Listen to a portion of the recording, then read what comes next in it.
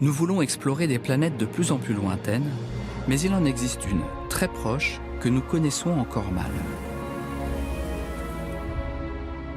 Ses profondeurs sont parcourues d'un labyrinthe de grottes et de rivières souterraines où règnent bien souvent des conditions extrêmes. Une myriade d'écosystèmes abrite des créatures aussi fascinantes qu'inquiétantes. S'ils sont inaccessibles à vos yeux, ces paysages vous sont pourtant intimes. C'est dans votre corps qu'ils sont enfouis. Bienvenue à l'intérieur de la planète Corps.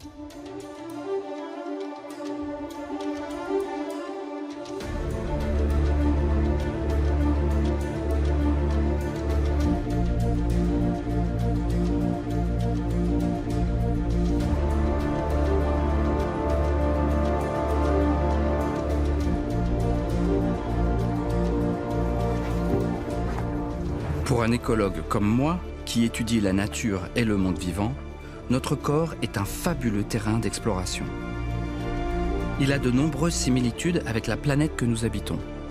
Il est donc intéressant de l'observer avec le même regard que nous portons aux espaces naturels de la Terre.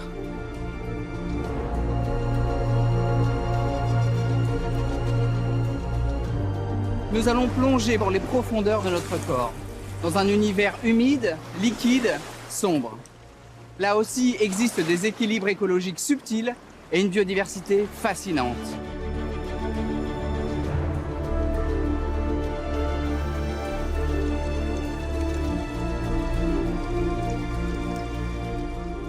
Dans les régions chaudes et humides de notre corps, règne une vie intense mais invisible à nos yeux. Pour la découvrir, il faut pénétrer sous la surface de notre peau.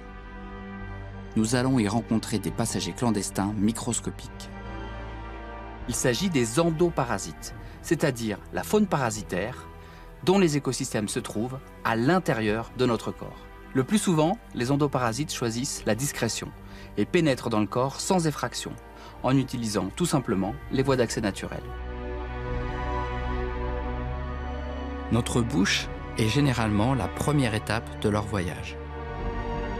Cette cavité chaude et humide offre un biotope accueillant pour de nombreuses créatures, et tout particulièrement pour les bactéries.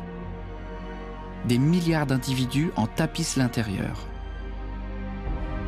Elles nous rendent de nombreux services en maintenant un équilibre chimique dans notre bouche.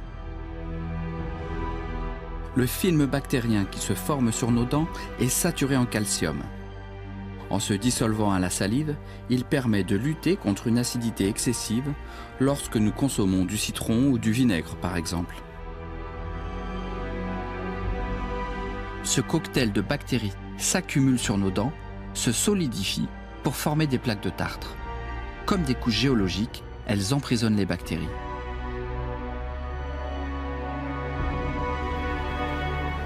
C'est précisément aux strates bactériennes de nos dents que s'intéresse le professeur Alan Cooper, car elles nous en disent long sur les grands bouleversements bactériens qui ont eu lieu dans notre bouche, depuis nos ancêtres chasseurs-cueilleurs jusqu'à l'homme du XXIe siècle.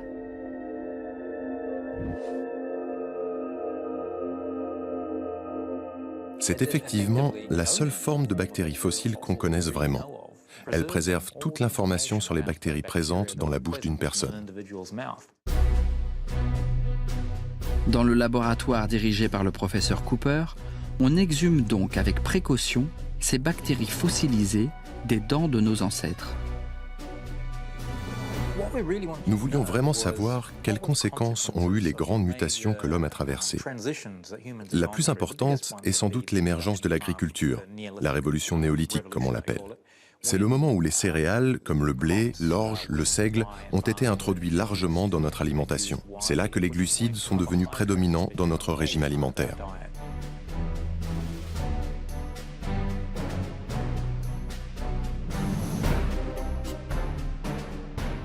On observe une modification majeure, à la fois dans la composition et la diversité des bactéries présentes. On voit apparaître les premiers signes de caries et les trous qui se forment dans les dents.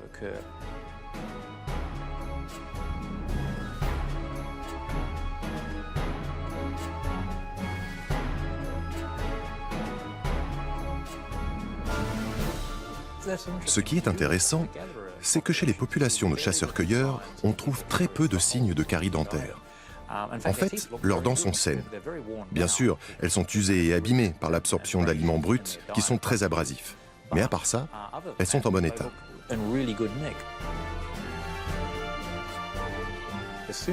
Dans les collections des musées, quand vous passez de la période des chasseurs-cueilleurs à celle des premiers agriculteurs, les dents se gâtent terriblement.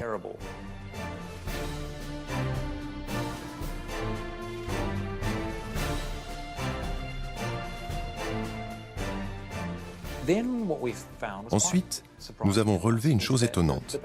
La population bactérienne ne change pas beaucoup depuis la naissance de l'agriculture, en passant par l'âge de bronze jusqu'au Moyen-Âge et au-delà. Puis soudain, quand la révolution industrielle explose à partir de 1850, tout se dérègle. Subitement, on assiste à une arrivée massive du sucre et des farines raffinées dans notre alimentation. À partir de là, il y a un effondrement de la diversité bactérienne dans notre bouche. Et les espèces de bactéries nuisibles deviennent dominantes chez tous les individus qu'on observe.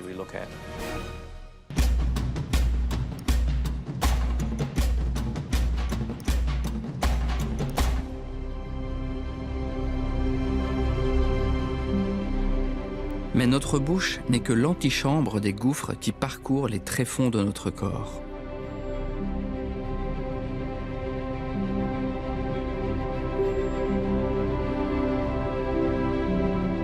Dans les entrailles de la Terre, certaines créatures se sont adaptées à des environnements sombres, humides et pauvres en oxygène.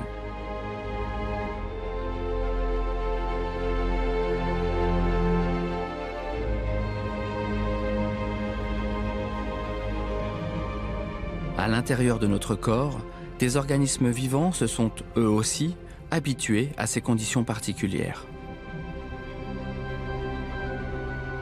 C'est en pénétrant au plus profond de notre système digestif que nous découvrons la richesse de nos écosystèmes intérieurs.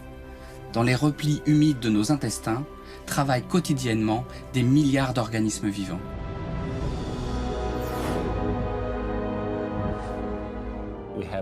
Nous portons entre 10 000 et 100 000 milliards d'organismes microbiens, qui sont surtout des bactéries intestinales. C'est 10 fois plus que le nombre de cellules de notre corps.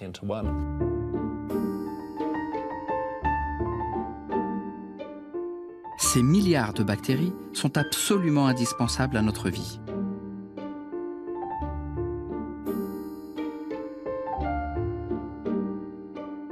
On estime que les bactéries intestinales remplissent plus de 15 000 fonctions distinctes au service du corps humain.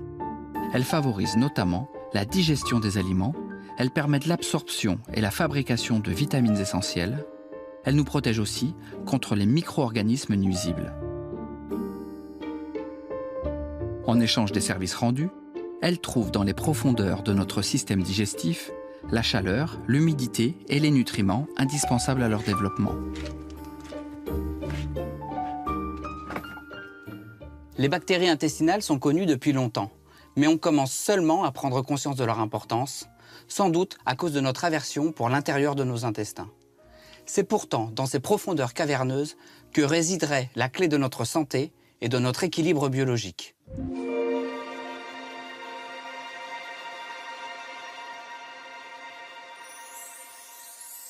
L'exploration de nos cavernes intérieures révèle des paysages étonnants. Les nombreux replis qui forment le relief de nos intestins ont une utilité. Ils permettent de multiplier la surface de contact avec les aliments et favorisent ainsi leur assimilation. Observée dans le détail, la paroi de nos intestins est composée de petites collines alignées qui sont un refuge idéal pour les bactéries. Elles ont chacune leur mission et leur régime alimentaire favori. Si vous aimez la viande et les produits laitiers, votre intestin hébergera plutôt des bactéroïdes. Si vous appréciez le poisson et les huiles végétales, Ruminococcus se développera. Mais si vous raffolez de gâteaux et de gourmandises sucrées, c'est Prévotella qui dominera.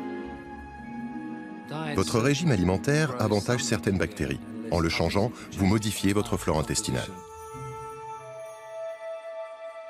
Des études ont notamment montré que la consommation de fruits et légumes favorise la diversité bactérienne. La constitution de notre flore intestinale est étudiée de près par les scientifiques. Ils associent désormais le surpoids à la présence ou à l'absence de certaines bactéries.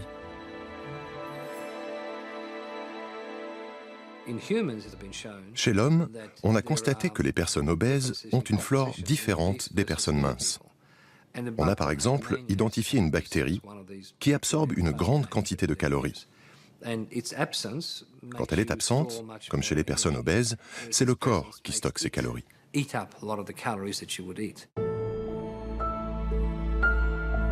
Comme dans la nature, la variété des espèces est donc essentielle dans nos intestins.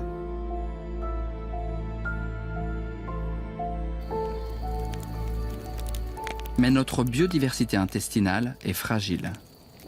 Comme le feu, capable de tout détruire sur son passage, certaines infections ou un traitement prolongé aux antibiotiques peuvent réduire en cendres la flore de nos intestins. Peu à peu, la végétation renaît, mais quand les dégâts sont trop importants ou quand des espèces invasives en ont profité pour s'installer, il faut parfois donner un petit coup de pouce à la nature. L'idée consiste à réensemencer l'intestin avec de bonnes bactéries. C'est ce que fait le professeur Thomas Borody, qui a mis au point une méthode pour le moins originale, la transplantation fécale.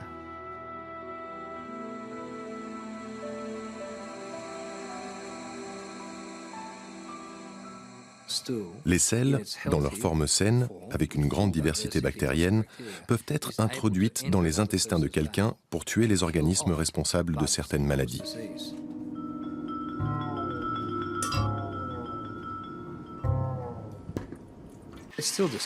C'est repoussant pour moi comme pour n'importe qui, mais il faut reconnaître que c'est efficace. Par exemple, la bactérie Clostridium difficile a une spore, une sorte de petite boule, enduite, disons, de téflon. Cela rend cette spore indestructible par les antibiotiques. Mais par contre, la flore intestinale humaine peut la détruire.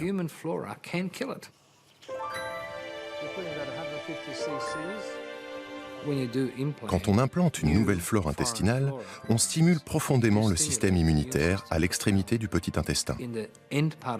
Cela provoque une réaction des défenses naturelles du corps, dont on commence tout juste à mesurer la portée.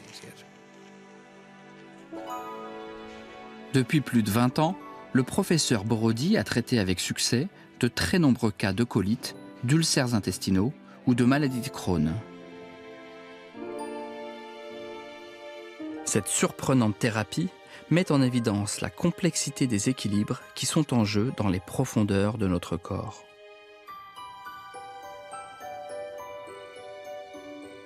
En raison des nutriments qui s'y trouvent et de l'humidité qui y règne, les intestins sont un milieu favorable à la vie.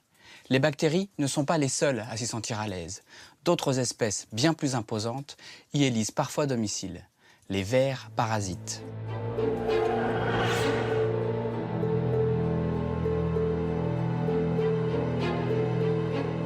La plupart de ces étranges créatures commencent leur exploration de la planète corps sous forme d'œufs dissimulés dans notre nourriture. Le trajet qu'ils suivent jusqu'à nos intestins n'est donc pas un mystère. Ils occupent la même niche écologique que les bactéries et peuvent même être en interaction étroite avec elles. Ainsi, les œufs de Trichuris trichuria n'éclosent que lorsqu'ils sont à proximité de bactéries typiques du gros intestin. Leur présence serait le signal pour l'œuf qu'il est dans l'environnement qui lui convient et qu'il peut éclore. Mais avant d'arriver dans nos intestins, ces créatures des profondeurs doivent traverser un véritable chaudron de sorcières, notre estomac.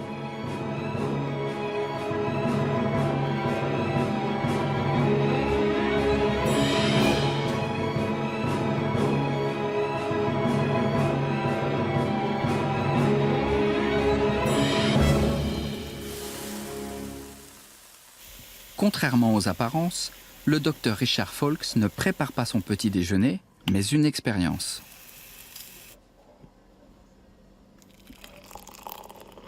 Elle consiste à recréer les conditions réelles du processus digestif lors d'un repas. C'est dans sa propre bouche qu'il soumet les aliments à la mastication et à une première stérilisation par les enzymes contenues dans la salive.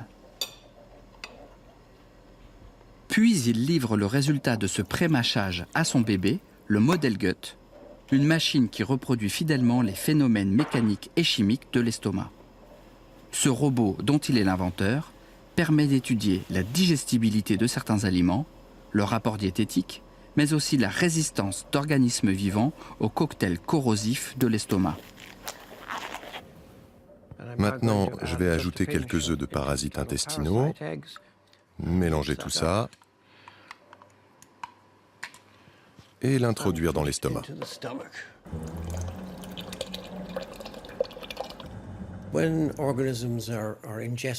Lorsque des organismes sont ingérés en même temps que des aliments, le principal défi qui les attend, c'est le pH acide de l'estomac, susceptible de les tuer. Ceci étant dit, lors d'un repas, au cours de la digestion, le pH n'est pas toujours très bas. Il ne descend à 2 qu'à la fin. C'est ainsi que la plupart des aliments qui passent de l'estomac dans le petit intestin ne rencontrent jamais un pH aussi acide que 2. Par ailleurs, quand un morceau d'aliment reste relativement intact, l'acidité ne stérilise que l'extérieur de cet élément.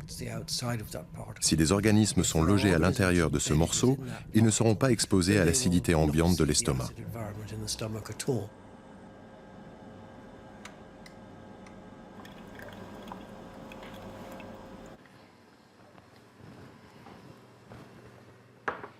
On a maintenant notre repas digéré. On peut contrôler si les œufs de parasites restent actifs.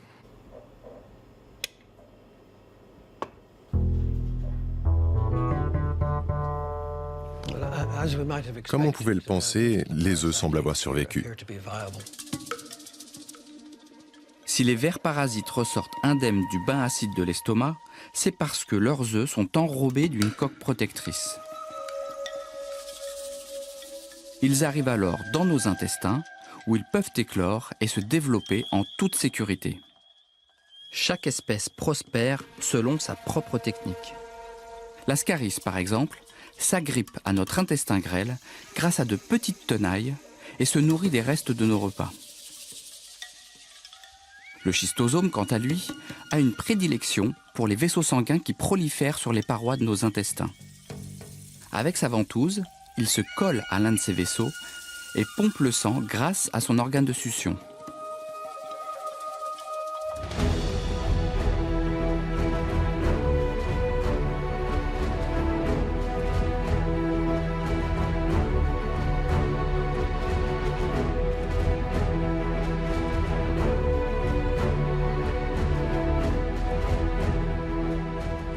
Notre réseau sanguin est une voie de circulation qu'empruntent de nombreux parasites. Mais ce voyage à travers fleuves et rivières de notre planète peut être périlleux. En effet, c'est là que patrouillent en priorité les armées de notre arsenal défensif, connu sous le nom de système immunitaire. Tous les secrets de son fonctionnement n'ont pas encore été percés, mais on commence à en comprendre les principaux rouages.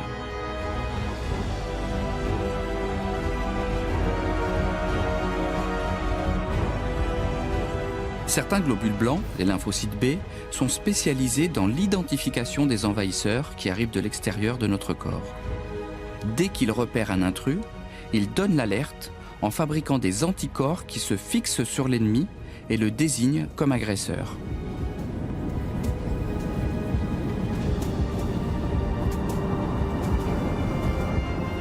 D'autres globules blancs, les macrophages, se jettent alors sur la cible identifiée par les signaux d'alerte et la dévorent.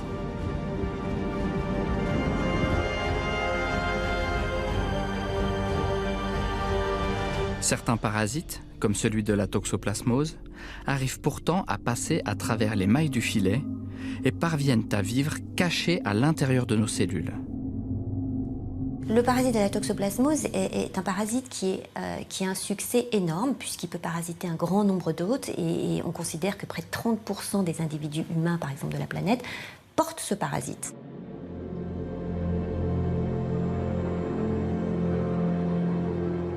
Il n'a en général aucune conséquence sur les individus qui l'infectent. Pourtant, les femmes enceintes le redoutent à juste titre. Le fœtus est vulnérable car il est dépourvu de défense immunitaire. Si le parasite réussit à s'introduire dans ces cellules, il risque de provoquer des malformations chez le bébé.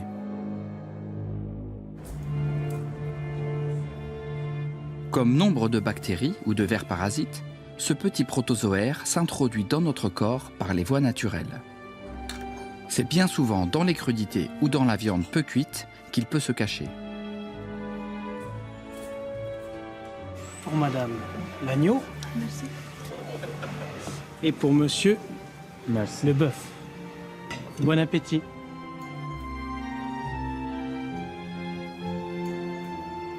Une fois ingéré, le parasite infecte les cellules de notre intestin et s'y multiplie. Les défenses de notre corps réagissent à cette agression, mais quelques parasites échappent à la riposte en changeant d'apparence. Pour notre système immunitaire, ils deviennent invisibles. On ne connaît pas toutes les techniques de camouflage de ce parasite, mais on sait qu'il peut déjà utiliser des globules blancs qui circulent dans le sang comme véhicule pour aller coloniser les tissus comme le cerveau.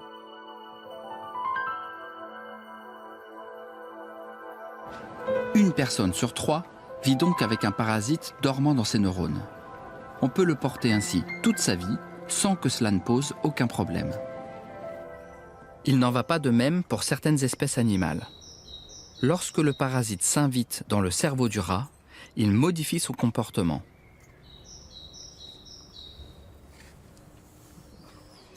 Des expériences sur le rat ont montré que la présence de toxoplasma dans le cerveau des rats altère leur évaluation d'une menace et les désinhibe de la peur de leurs prédateurs.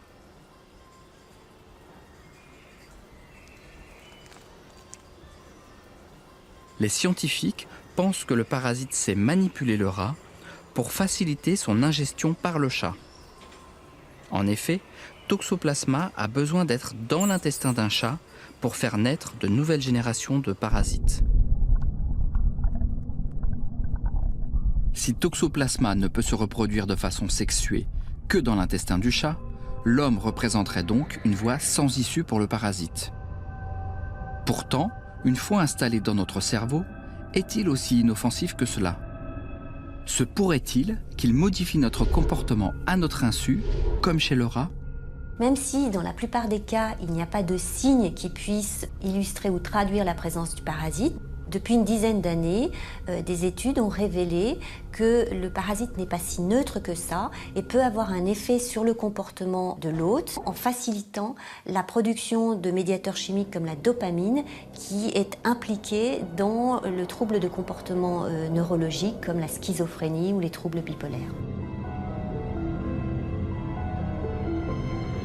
Le parasite Toxoplasma pourrait se comparer à un fantôme qui hante votre crâne. Il est capable de rester toute votre vie, incognito, enfoui dans votre cerveau. Mais si votre système immunitaire s'affaiblit fortement de façon durable, alors Toxoplasma se réactive et déclenche des encéphalites, parfois mortelles. L'efficacité de notre système immunitaire peut donc être, pour nous, une question de survie. Il est important qu'il fonctionne de façon optimale et reconnaisse l'ennemi à combattre.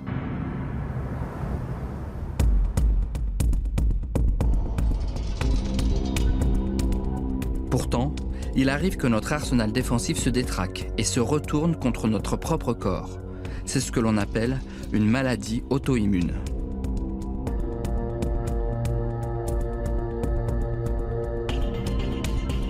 Quelle peut être l'explication d'un tel dérèglement qui s'opère à l'échelle microscopique à l'intérieur de notre planète ? Il y a de plus en plus de preuves que l'une des choses qui a changé, c'est notre relation avec certains organismes microscopiques ou parfois plus gros. Nous avons évolué avec eux et nous avons appris à les tolérer. En s'habituant à leur présence, notre système immunitaire s'est éduqué.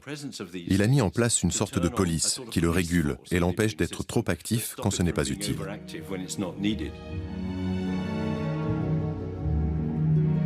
Ces organismes, qui nous habitent depuis des milliers d'années, le professeur Rook les qualifie de vieux amis. Leur disparition peut engendrer des déséquilibres.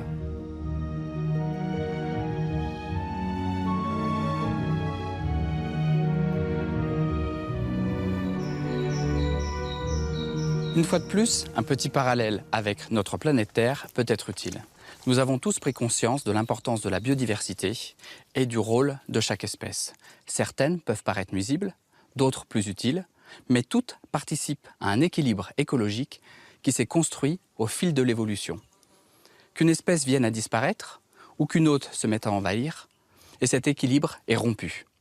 Dans notre corps, à une autre échelle, les processus sont les mêmes.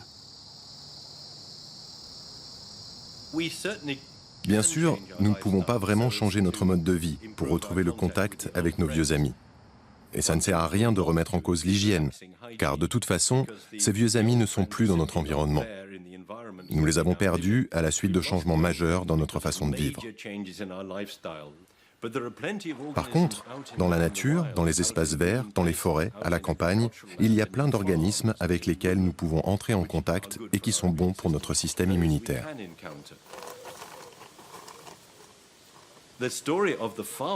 L'histoire de l'environnement agricole est particulièrement intéressante. Au XIXe siècle, quand on a commencé à identifier les problèmes d'allergie, on a observé que le rhume des foins sévissait surtout auprès des citadins, des aristocrates et des populations aisées, mais ne touchait pas les fermiers. Depuis, des recherches faites dans de nombreux pays ont prouvé à plusieurs reprises que si vous exposez un enfant à un environnement agricole dans les 2-3 premières années de sa vie, il sera beaucoup moins sujet aux allergies de tout genre. Il y aura aussi moins de probabilité qu'il développe des maladies inflammatoires de l'intestin.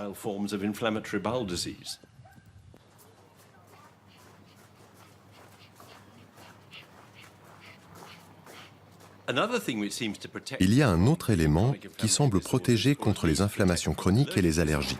C'est le contact avec un chien. C'est sans doute parce que les chiens sont parfois sales. Ils courent dehors, creusent des trous, ils reviennent avec de la boue, de la terre, et ils vous lèchent le visage.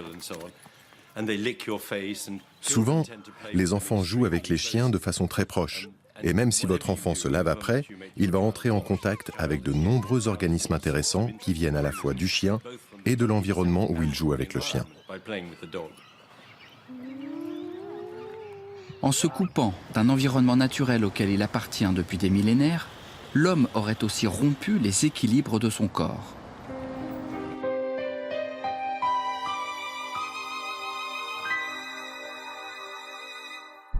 Il suffit parfois de réintroduire certaines vieilles connaissances dans notre écosystème pour lutter contre les inflammations chroniques ou les maladies auto-immunes.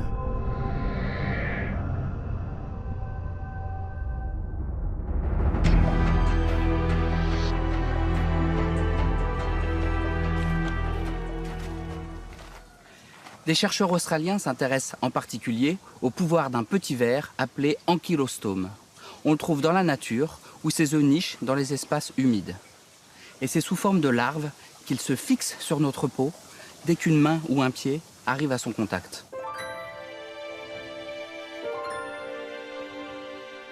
L'utilisation de ce ver parasite est testée par un gastro-entérologue australien, le professeur John Kruse, pour traiter des patients qui souffrent d'inflammation intestinale, de la maladie de Crohn ou d'allergie au gluten. Un patch imbibé de liquide contenant une dizaine de larves est appliqué sur la peau. Dites-moi ce que vous ressentez. J'ai un peu la sensation d'une piqûre, comme une pointe d'aiguille. Ça me donne envie d'y toucher. Je suis content que vous me disiez ça, car ça veut dire que les larves sont vivantes. Elles sont en train de pénétrer sous la peau. Elles font leur boulot. Et maintenant, elles font partie de vous. Les larves traversent la peau en quelques minutes, puis elles voyagent dans le flux sanguin jusqu'aux poumons. Une fois matures, elles remontent vers notre tube digestif pour finir leur migration dans notre intestin où elles se fixent. Pour ces essais cliniques, John Kruse travaille en lien étroit avec le parasitologue Alex Lucas, qui tente de comprendre les pouvoirs de ces vers.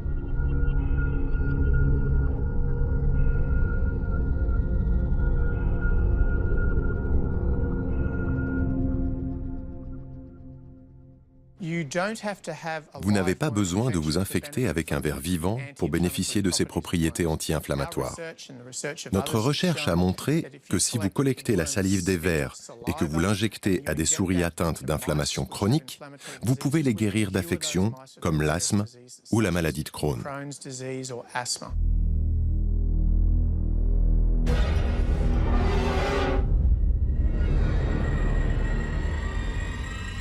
Il est vrai que lorsque l'on voit le portrait de la bête grossi plusieurs milliers de fois au microscope électronique, on peut comprendre que tout le monde ne soit pas prêt à héberger ce mini-vampire dans son intestin.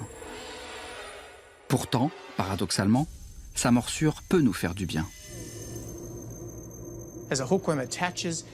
Quand un ankylostome s'accroche, il libère toutes sortes de protéines dans sa salive, et certaines d'entre elles ont des propriétés immunodépressives. Elles atténuent la réponse du système immunitaire pour protéger le ver d'une riposte. Le bénéfice de cela, c'est que ça supprime l'inflammation.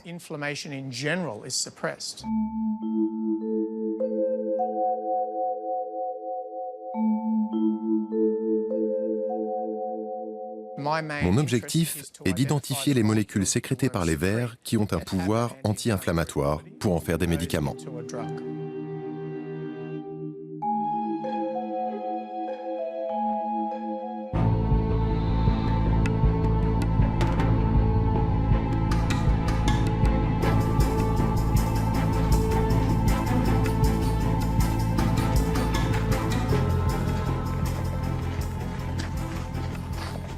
L'élimination totale de certains parasites avec lesquels nous avons toujours vécu n'est donc pas forcément un bienfait. En effet, il se crée parfois un équilibre de la terreur entre micro-organismes.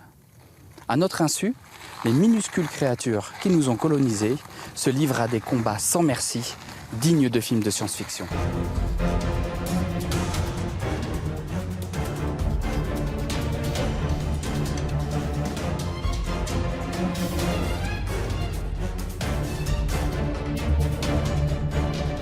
Dans les empires invisibles de l'infiniment petit, les bactéries subissent les assauts permanents de leurs pires ennemis, les virus bactériophages. Dès qu'une bactérie cible est repérée, le bactériophage s'y arrime, tel un vaisseau spatial se posant sur une planète. Puis il injecte son matériel génétique à l'aide d'une mini-seringue. Le virus se multiplie alors à l'intérieur de sa victime et la fait exploser. Tous les 2 jours, la moitié des bactéries présentes sur Terre succombent sous les assauts des bactériophages.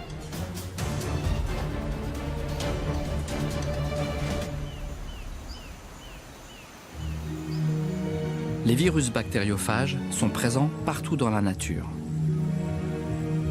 Ils traquent leur proie dans tous les milieux. Ils sont 1 million dans une goutte d'eau de mer et près de 100 millions dans 1 gramme de terre. Mais notre corps est également un de leurs terrains de chasse de prédilection. On estime que chacun d'entre nous abrite en permanence 300 millions de virus qui sont essentiellement des bactériophages. Ils prolifèrent dans le mucus, cette substance visqueuse qui tapisse l'intérieur de notre nez, de nos poumons ou la paroi de nos intestins.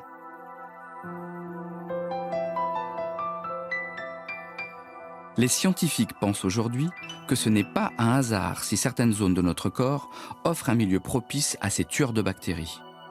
Les colonies de bactériophages seraient l'équivalent d'une armée alliée stationnée dans des bases et prête à se jeter sur l'assaillant. Autrement dit, chacun de nous ferait inconsciemment, bien sûr, l'élevage de virus destinés à assurer notre défense.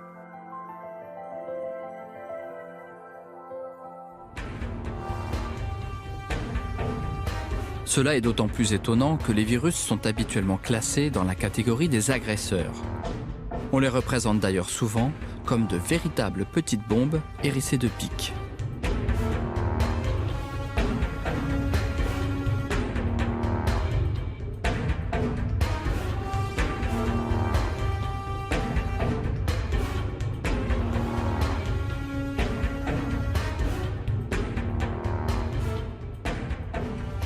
De toutes les créatures que nous avons rencontrées au cours de notre voyage sur la planète Corps, les virus nous entraînent aux limites du visible.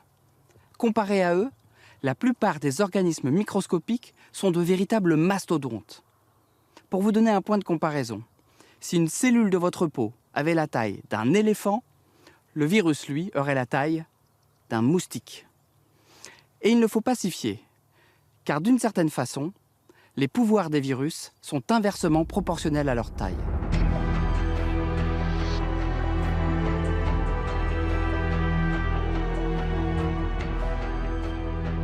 Les virus ont besoin de pirater nos cellules pour survivre. C'est ainsi qu'ils peuvent provoquer les maladies les plus contagieuses et dévastatrices que l'espèce humaine doit affronter. Rage, grippe, variole, Ebola, sida, autant de noms qui résonnent comme de terribles menaces. S'ils nous rendent malades et parfois menacent nos vies, certains virus, appelés rétrovirus, ont en plus le pouvoir de s'installer en nous de façon définitive. Un rétrovirus, c'est un virus très particulier qui a cette capacité tout à fait remarquable d'être capable de s'intégrer de manière précise dans les chromosomes, dans le génome de la cellule qui l'infecte. Au cours de notre évolution, des épidémies provoquées par des rétrovirus ont abouti à ce résultat surprenant. En infectant nos cellules, l'ADN du virus s'est intégré à notre propre ADN. Le virus est alors devenu endogène, c'est-à-dire qu'il s'est installé à l'intérieur de notre génome. Comme ce phénomène s'est produit plusieurs fois dans l'histoire de l'humanité, certaines séquences de notre ADN sont ainsi composées de virus. Près de 10% de notre génome est en fait constitué par des rétrovirus intégrés. Donc la trace de ces infections anciennes qui ont été transmises de génération en génération. Les structures endogènes que l'on voit aujourd'hui sont des reliquats d'infections auxquels on a bien entendu survécu, sinon on ne serait pas là pour les voir, pour les montrer en tout cas. Ce qui veut dire qu'en fait on peut réchapper à ces insertions et à ces infections. La nature a mis au point des mécanismes extrêmement puissants pour restreindre l'effet de ces insertions de rétrovirus. Assez rapidement, des phénomènes d'extinction de l'expression du virus sont mis en place, qui font que le virus est là, physiquement, il est toujours présent dans nos gènes, mais il ne s'exprime pas. C'est heureux pour nous, car les rétrovirus comptent dans leur rang des agresseurs aussi redoutables que les virus du sida ou de la leucémie.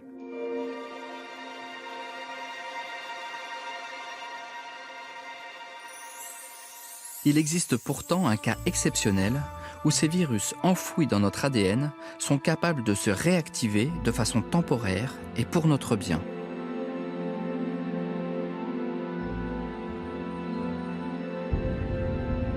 Aussi incroyable que cela puisse paraître, notre capacité à enfanter est intimement liée à un réveil momentané de virus endogènes.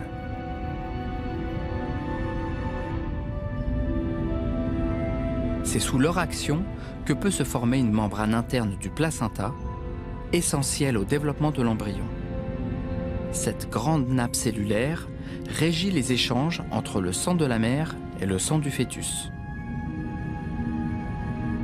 En se réactivant, les virus endogènes produisent aussi des protéines qui protègent l'embryon d'une attaque du système immunitaire maternel. Il faut bien voir que le fœtus, comme le placenta, qui ont tous deux le même génotype, et en fait, c'est un génotype mixte qui contient à la fois des gènes d'origine paternelle et des gènes d'origine maternelle. Donc le placenta et le fœtus, normalement, devraient être rejetés par le système immunitaire de la mère, qui devrait considérer cet objet, le fœtus et le placenta, comme une sorte de greffe étrangère dont il faut se débarrasser. Or, on le sait tous bien, c'est pas ce qui se passe. Le placenta et le fœtus sont tolérés par la mère, qui ne le rejette pas. En se réveillant dans le placenta au moment de la grossesse, les virus nous font donc bénéficier d'un de leurs atouts, la capacité à neutraliser le système immunitaire.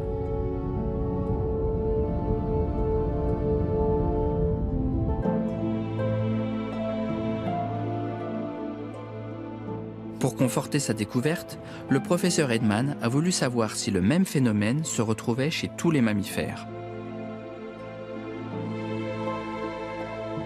Il a observé le placenta de nombreuses espèces.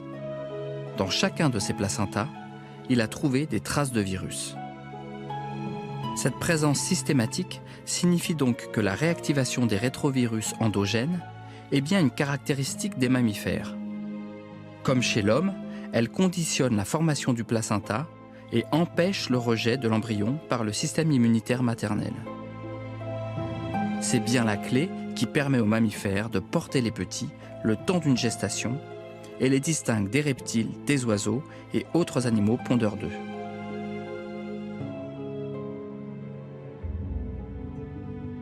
Il est parfois difficile d'imaginer à quel point nous sommes liés aux minuscules créatures qui nous habitent. Si les bactéries régissent les équilibres de notre corps et nous accompagnent dès notre naissance, ce sont les virus qui nous permettent de naître.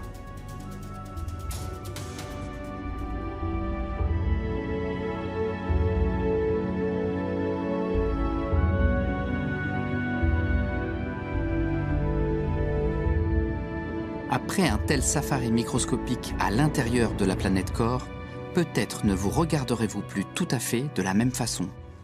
Si nous hébergeons plus de bactéries que nous n'avons de cellules, si des virus fossiles squattent notre ADN, que nous reste-t-il d'humain?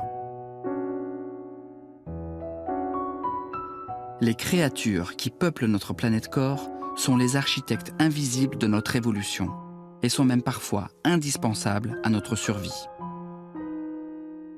Le vivant n'est pas uniquement constitué d'espèces en compétition les unes avec les autres, mais aussi et surtout d'espèces auxquelles l'évolution a imposé la nécessité de collaborer entre elles. Et c'est ce qu'elles font à merveille depuis toujours. Virus nous sommes, bactéries nous sommes, cellules nous sommes, animaux nous sommes. Et c'est bien ça qui nous rend humains.